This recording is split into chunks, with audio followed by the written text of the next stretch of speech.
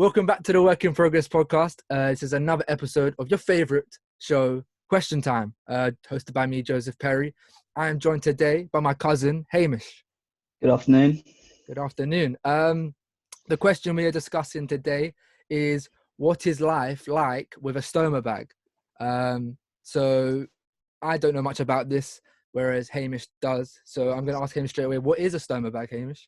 So when my bowel didn't really work anymore because I had ulcerative colitis, which is a type of inflammatory bowel disease, they had to remove my large bowel and then they stuck my small bowel through the side of my abdomen. And then now all my feces comes out of that hole into a bag. Okay, so first of all, that I don't know how many people actually do you know if how many people have that? I did a little bit of research, and I think it's about 1 in 500. So it's not that rare. Before I had my operation done, I was told there is probably someone who has one but hasn't said anything, because a lot of us try and keep it quiet and don't show it off that much. I guess because I guess it's one of them things, even when I don't know, the idea of farting is a bit of did someone who farted? So I guess you're not gonna really shout about having a bag where where your feces congregates. I guess that makes sense. Congregates. So I just want to ask beforehand. So obviously you said I'm not gonna be able to remember, not remember, but word that the problem you actually had. Colitis. Colitis. So was that a issue for a while, or was it? Because there was obviously beginning of the year, it was you were hospitalized for quite some time. So before that, what was life like with that, the actual illness? It was pretty horrible, I'm not gonna lie. I was diagnosed about 2 years ago now, but it was only a quick spell I had back then. By the time it was diagnosed, I was fine, but then it started flaring up again in early January. And it's pretty nasty. Going to the toilet more than 10 times a day, I would say. There's blood in your feces, which isn't very nice. And there is quite a lot of stomach pain that goes with it. So it kept getting worse and worse through January. So in early February, I was put into hospital where I was up and down. Some days I was good, some days I was bad. But it just kept getting worse, really. So we had to operate. Yeah, because that more so about the being hospitalized, that was obviously on my side of it, obviously being your cousin, it was because I never knew obviously you had the thing, so it was mad shock. I had no idea, crazy, because we just went in January, we just went to Disneyland. So I was wondering, I was going to ask how was that for you, if you're saying early January, which it was starting to get bad. It was kind of in Disney when it started to show itself again.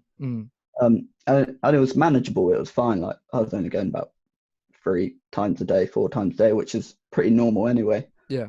But it just kept getting worse and worse and worse. And so just for my better understanding, what was the first sign in the first stage 2 years ago? What was the first sign of you actually wanted to get something checked out? Was it just stomach pain and constantly going? Yeah. So it starts off with just loose stools, diarrhea, pretty much. Sometimes you notice a bit of blood, sometimes you notice a lot of blood in there, and that's when you kind of know something's wrong. And then you look into Google and say, oh, what's going on? The first thing that comes up is bowel cancer. You're oh shit. I better get that checked at the doctor. So I went to the doctor and they did loads of tests and everything. It wasn't until a few months after I saw a proper gastroenterologist, which is someone who specializes in bowel disease. And that's when I had a colonoscopy, which is where they put a camera up your bum. I was sedated, so it was fine. Still a bit nasty in it. And that's when they saw signs of it. But it was very mild at the time back then. But obviously it got worse recently. So what, so I remember being told, obviously, that there was you were were you highly advised, or did you make the decision yourself? I feel like you were to a stoma bag. To get the stoma bag, I was advised, So I was given all different types of medications to try and stop it. So the first one you do is steroids, straight into the bloodstream. That usually settles it down after a week or so, but I was on that for a long time and it didn't do anything.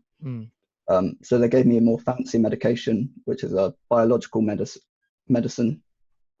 That's meant to like try and stop the inflammation itself within the bowel, but it works for a lot of people. I think about 60% of people it works for. But it didn't work for me, unfortunately, and that was kind of like the last sort of treatment they could do.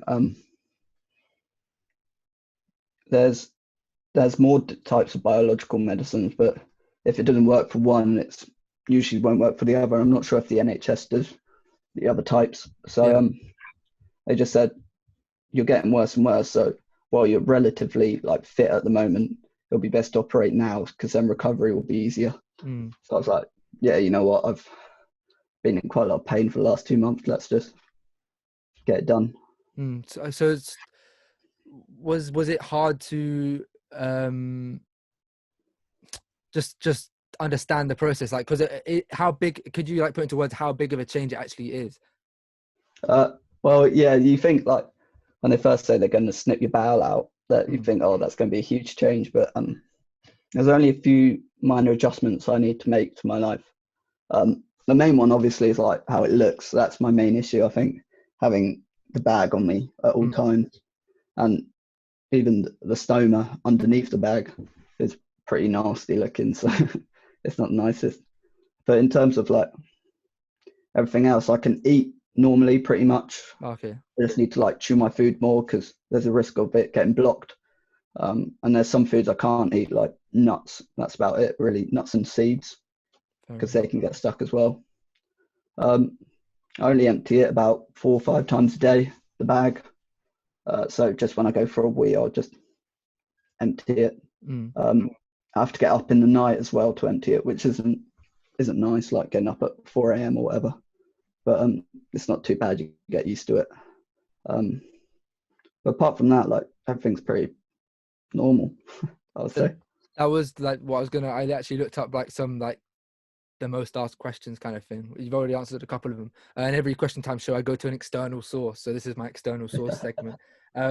So as you said there, you've already answered like what you can and can't eat. So it's pretty normal. Well, the main thing is, I think you've already kind of told me, I believe, can you control your bowel movements basically? No, I can't.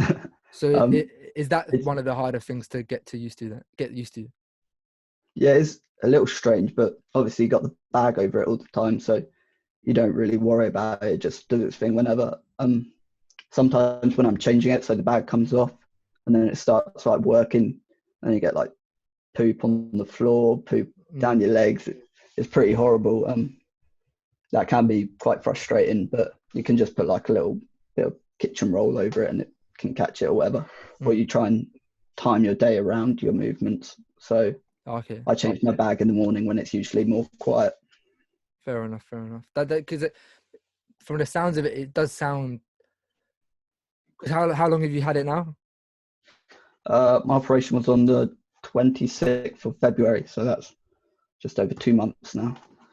Okay, so it's like from the sounds of it, it sounds like oh my god, but then after 2 months, as you said, it becomes more of not of a routine. So like as you said, you waking up at 4 to me probably sounds, or someone who doesn't have it sounds a bit like oof, but then as you've become more used to it, it's not that as bad as maybe it looks on paper, I guess. Well, a lot of like people like my parents get up in the night to go to the toilet anyway, so I guess it's not too dissimilar from that. I was just another like very much asked question: is there any odor? No, luckily not.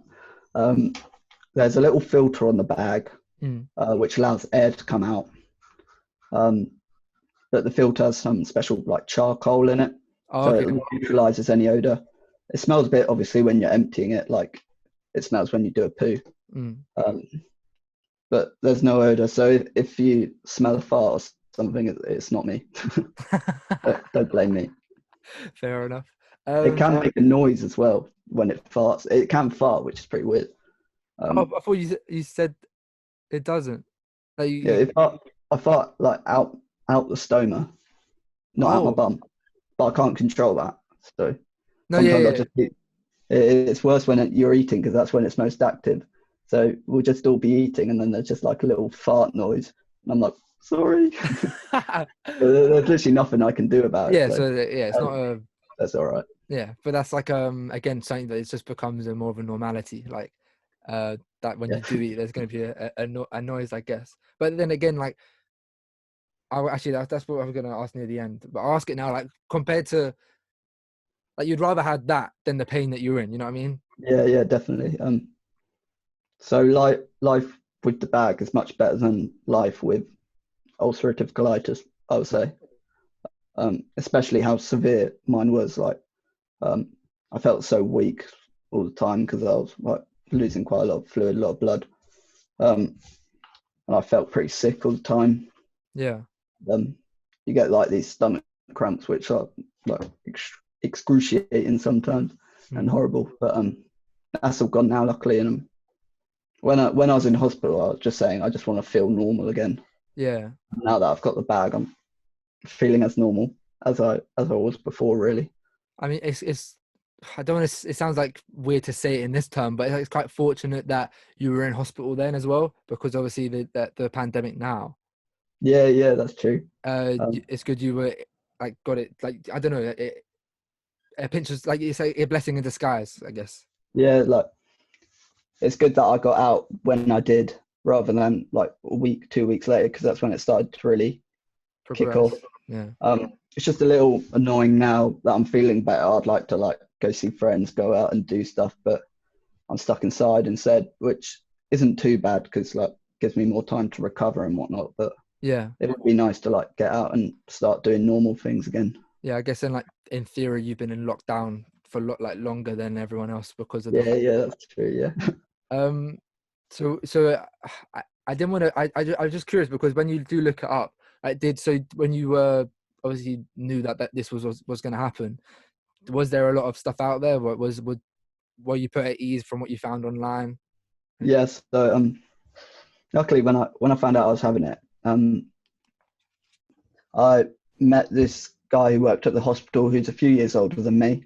Mm. He was in a very similar situation I was. So in about second year, he was a medical student, and he had it done, and he had ulcerative colitis as well. Okay. So he came in and chatted to me and like talked me through it, and that was quite a bad day for like me and my family. Were all a bit emotional, all a bit teary because I knew I was having an operation soon. Yeah. But he came in and he really like reassured us that like life can be pretty normal again. That Mm. was definitely like a shining light on a dark day, really. And obviously, there's loads of stuff online, Yeah. various websites and whatnot. And my stoma nurses are really nice as well. So there's all like helps reassure you. I'm thinking there, like maybe not so many people would be as lucky to have someone to be there to reassure them in person, kind of thing. Yeah, So that's that's why true. I thought that they're doing. I don't know how much stuff there is out there because obviously I've not personally looked out for it. So I'm saying like this is I've like full on props to you to because obviously if people aren't talking about it, they're not talking about it. So props on to you for feeling so Yeah, comfortable to talk about it so early on. Like because I did think because it's not when you really put it into perspective, it's not that like it's not I don't know how to word it because it is like a big thing. Of course, it's a massive thing, but it's not like a thing that you should shout like. Yes, there's a bag there that holds my like. It's not you know what I mean. You know what I mean? It's like yeah, it's not like you're definitely. missing a leg. I don't know. I don't know how to word it. It's not. It's like if you were to tell somebody and they were to look at you weird because of it, I'd say that Yeah, person like what the hell? Like there's no weird thing about it. yeah. Like everyone I've told about it, they haven't been like weirded out or grossed out or anything. Yeah. They're actually like, really interested into like what it is. And there's something the medical student told me that I try and remember. Like if people see you like being normal, being happy and whatnot, then they won't see the bag. But if they see you being like miserable and moany all the time, they'll say, "Oh, he's miserable because of the bag." Hmm. So you just try and be like your normal self and try and be happy, and people won't see the bag really. That's a very fair thing to say. But I just thought about now when you're saying like bringing up mates and that like have like can you still would you be still able to play football and sport or is that something that's Yeah. I'm a little bit unfit at the moment because I was ill for quite a while, but and obviously lockdown doesn't help. But yeah, I can play football and whatnot. they recommend I wear like the sort of like guard over it, so to avoid any knocks to it, because it can like get damaged if like take a ball to the stoma. It won't be very nice, so I just have to wear a little something over it. Whole new like thing. You got to protect your balls as well as the stoma now. No, but because that's like I mean, like from an outsider looking in, I'd imagine it's like, does it like, if you were to jog, does it not move around? Like, is it, what sort of like bag material is it? Is it like a or is it like a proper stern? I don't know how to say really. It's like, it's not like a carrier bag, is it? No, it's not. It's like fabric. There's loads of different types of bags. So some are more carrier bag, like they're not very nice. But this one, I don't know. It's sort of like a softer plastic. It can like flop around a bit when you're running, but you can wear like high-waisted underwear to help clip it in, or you can get special belts that you put the bag in, and it kind of keeps it secure. So there's definitely ways around it. Is it just like, again, another question? Is it uncomfortable at all? Like in just general? Sometimes it gets quite itchy, especially when I like get a little bit sweaty doing running or football or whatever. It can be a little bit itchy, but most of the time you don't really feel it. You do like the first couple of weeks, because it's like having a plaster on, I guess, having it all the time. Yeah. But you kind of like get used to it. I guess, that's the main thing there, that you just get, like, you'll get used to it, but it's becoming the norm, your norm now. And it's only going to get easy. I can only imagine it's only going to get easier as it goes on. So is it there for life? Yeah, pretty much. There is like another surgery I can have where, so now my small bowel's sticking out my side, they can reconnect it to my bum pretty much. But because you're missing the large bowel, which is in charge of like taking up water and whatnot, it's still going to be really runny. So what comes out of my bag at the moment will just come out my bum instead. Yeah. So it's almost like having diarrhea all the time. So I'm not sure if I want to go for that just yet. That's fair. Also, there's some risks, like I think it's about 10% of people who have it can't control their movement still. So you'd have to wear like a diaper all the time, which I'm not too keen on, to be honest. So I'm happy with the bag for now. I mean, compared to, as you said, when you first found out, you might have had a darker moment, feeling emotional. I guess like you must be happy with how you are now. Yeah, definitely. Like, I'm feeling normal now. So that's all I've wanted, really. Because if it was from a obviously family member, it was like a really like, it was like obviously not knowing, but it was just a weird time. Like I thought, I didn't know this. I genuinely, because obviously I don't know like the illness. Like I didn't know the severity of it. Like, was it a touch and go or anything like that? I had no like. So my mind was going like, oof, overthinking it. But to see like now being fine, and then to think it's just it's just a bag. Like, I know it might sound bad me saying it's not mine, but it's like, it's good. Like you're calm again. Yeah, I'm still the same old Hamish, really, just with different bowel function. should be your like Insta bio. Old Hamish, just a different bowel function. I mean, I don't know if you have. I'm wondering if there's anything actually you want to say, if there's anyone listening that might be in a situation where before. Yeah, it's always going to get better. So even when you're in pain and whatnot, you know, there is something you can do. You can get the surgery, and it can improve your quality of life, really. I mean, I'm trying to think. Like, I don't want to. I feel like you've answered a lot of like my genuine questions, because I was curious, and it's like I mean, if you know someone, if someone's listening and you know someone with a stoma bag, that they might not be as like, I don't know if you're like rare. I don't know if like you're to be comfortable to talk about it. You know what I mean? So like most people are quite comfortable to talk about it that I know. I've told all my friends and whatnot, but I'm not the type of guy to go out and like post pictures on Instagram of me and with my stoma bag. I'm not like the sort of guy to do that. But if it comes up in conversation, I'm like happy to talk about it. Mm. I think what I've read from people online, most other people seem happy to talk about it. Okay, that's good, because it's just one of the ones, like, if you do know somebody for listening or watching that does have it, maybe do make, like, as Hamish said, don't like ignore it. It's not it's like, it's not a, just don't, it's not a thing. It shouldn't really concern you, if anything. Like you wouldn't be concerned if someone, actually no, I was about to say, yeah, you would. It's just it doesn't matter. It's just a different bowel function. Yeah. Damn. God damn it. Yeah, so I very much appreciate you coming on and saying, like, speaking about it, because I was very curious myself. Yeah, my pleasure.